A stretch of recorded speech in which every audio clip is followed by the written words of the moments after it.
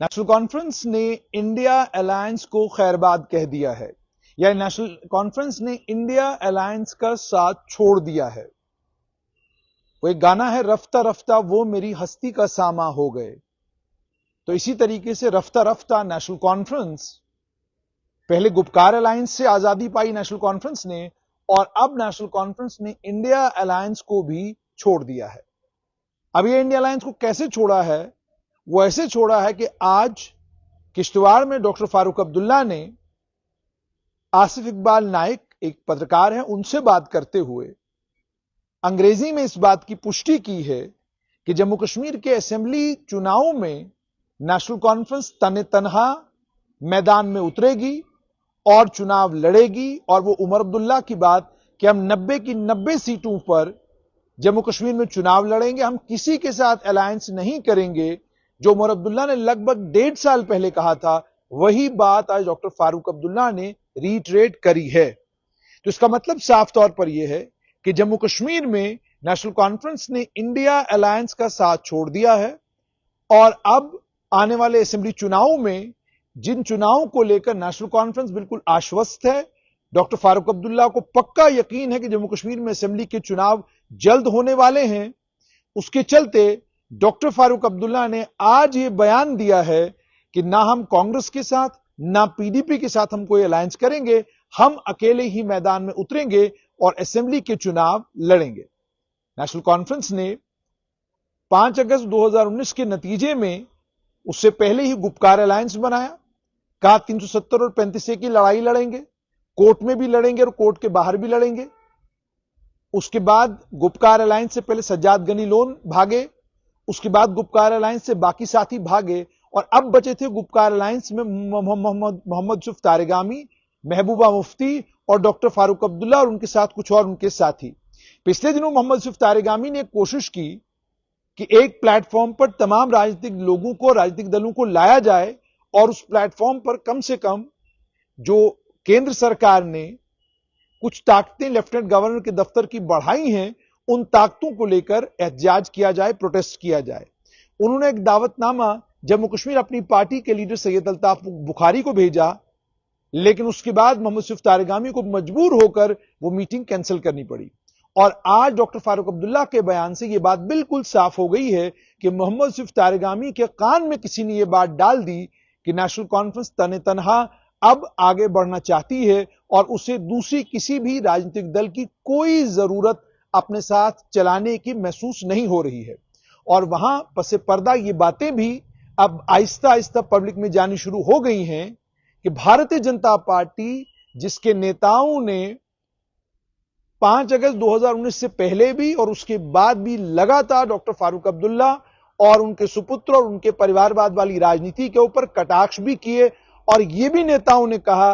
कि जो मर्जी हो जाए, नेशनल कॉन्फ्रेंस के साथ तो अलायंस कतई नहीं होगा। ये परिवारवादी वाली पार्टियों ने देश का बेड़ा गर्क किया है, जम्मू कश्मीर का बेड़ा गर्क किया है।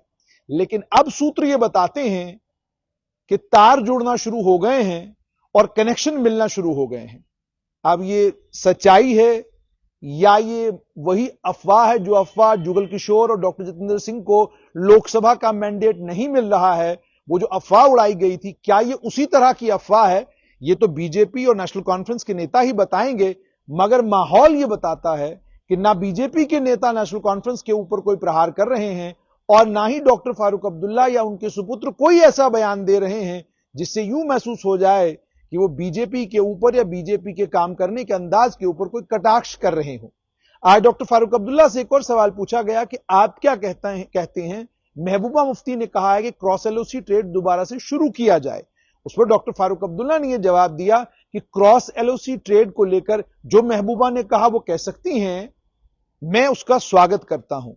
तो स्वागत तो किसी भी चीज क्या किया जा सकता है, लेकिन मैं उनके स्वर में स्वर मिलाकर बात कर रहा हूं, ऐसी बात डॉक्टर फारूक अब्दुल्ला ने नहीं कही। इसका एक कारण है,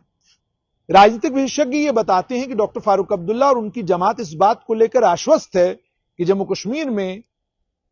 30 से 35 सीटों के ऊपर नेशनल कॉन्फ्रेंस विजयी होगी, और उन्हें इस बात का भी आंकलन है कि जम्मू संभाग में बीजेपी और कांग्रेस के बीच में कांटे की टक्कर होगी, और संभवतः बीजेपी का ही अपर हैंड इस समय नजर आ रहा है। अब ये कैलकुलेशन नेशनल कॉन्फ्रेंस के अपने नेताओं की है कि अगर मुफ्ती सैयद कह सकते हैं कि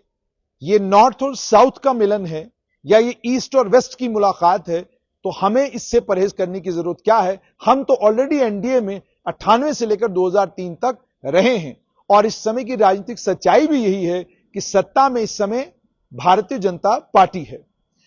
और दूसरा यह भी आपने देखा होगा कि लोकसभा में नेशनल कॉन्फ्रेंस के 2 मेंबर पार्लियामेंट हैं और दोनों मेंबर पार्लियामेंट लोकसभा में नेशनल कॉन्फ्रेंस